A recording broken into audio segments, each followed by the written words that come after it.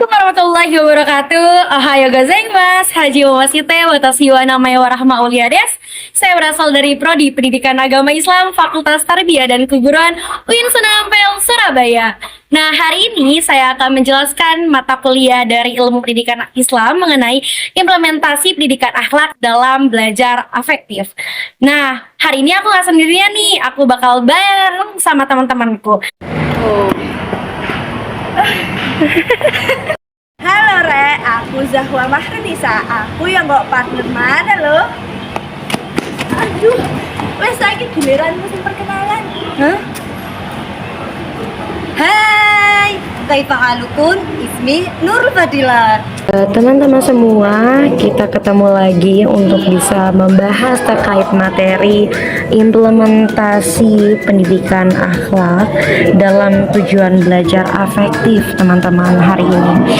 Nah, dalam pembahasan kali ini nanti kita akan membahas mengenai banyak sekali sebab-sebab materinya. Ini ada asal usul dari tujuan belajar afektif, kemudian ada juga pendidikan akhlak dan belajar afektif, ada implementasi belajar afektif. Nah, latar belakangnya kenapa sih kita harus membahas mengenai tujuan belajar afektif ini, karena degradasi moral ya teman-teman pada zaman 4.0 ini cukup mengkhawatirkan. Bahkan nyaris adanya kabar tentang seorang mahasiswa yang mencela dan menghina dosen ya cukup banyak beredar. Bahkan ada yang secara terang-terangan melakukan demo dengan anarkis di hadapan dosennya tersebut. Nah, hal itulah yang menyebabkan bahwasannya moral dan akhlak pada zaman sekarang sudah mengalami penurunan yang pesat sekali seperti itu. Kemudian ketika kita membahas tentang belajar afektif, tentunya kita juga akan mempelajari dari asal usulnya ya belajar afektif itu seperti apa. Untuk reminder lagi, untuk belajar afektif ini kita tekankan kepada pendidikan akhlaknya ya. Untuk pertama kali pada tahun 1956 ya, ini ada barulah tercapai penelitian mengenai tujuan belajar yang dilakukan oleh Benjamin S. Bloom. Ia berhasil mengembangkan tujuan belajar menjadi 3 bagian atau domain, yakni ada domain kognitif, afektif, dan psikomotorik. Kemudian dari domain afektif ini mengenai berhubungan dengan perasaan, emosi, sistem nilai, dan sikap hati.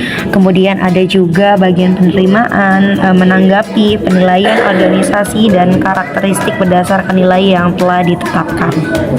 Oke, selanjutnya sebelum kita memasuki pendidikan akhlak itu bagaimana, kita akan memahami secara detail akhlak. Akhlak berasal dari kata bahasa Arab, bentuk jamaknya akhlaqo yuhliku akhlakon, yang berarti huluk atau budi pekerti. Sinonimnya adalah etika dan moral. Etika berasal dari bahasa Latin ethos, yang berarti kebiasaan.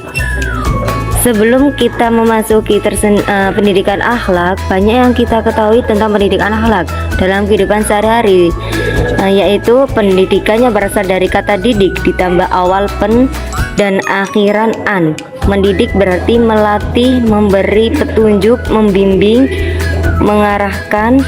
Proses mendidik, memelihara, membentuk, dan melatih pemikiran akhlak dan kecerdasan anak.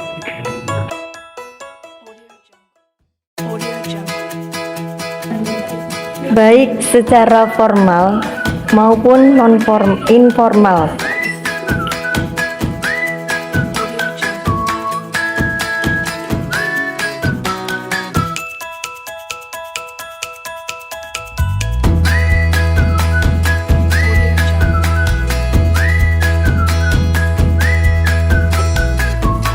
Yang berbicara tentang benar dan salah serta akal yang menjadi tolak ukurnya.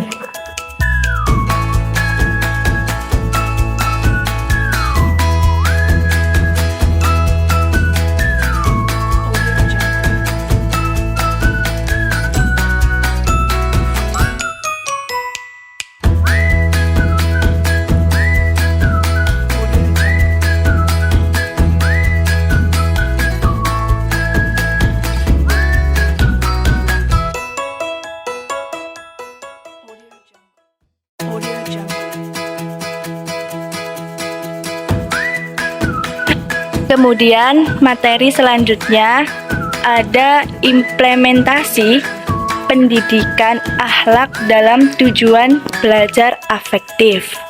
Nah, sebagaimana yang dijelaskan tadi, akhlak itu dasarnya terdapat dari Al-Quran dan hadis.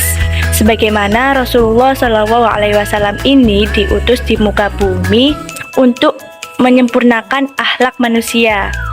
Dan terdapat hadis juga dari sabda Nabi, hadis riwayat Al-Baihaqi yang artinya sesungguhnya aku diutus hanya untuk menyempurnakan akhlak mulia dari manusia.